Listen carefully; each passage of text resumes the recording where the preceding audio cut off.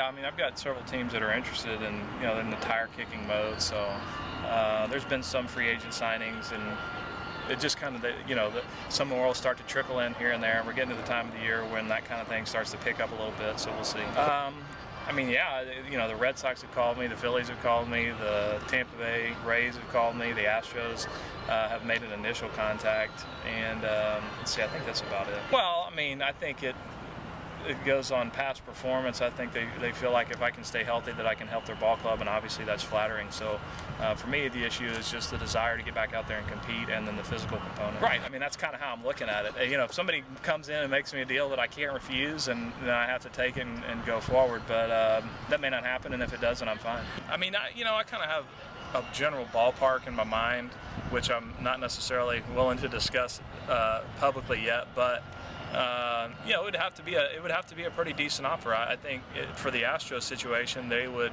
after I met with Bo Porter, he indicated that if I were to sign with them, that he'd want to hit me third and DH every day. And if I'm going to hit third for a major league team, then obviously there's a compensation level that accompanies that, and it's just a matter of whether the Astros would be willing to pay that or not. If they're not, no hard feelings.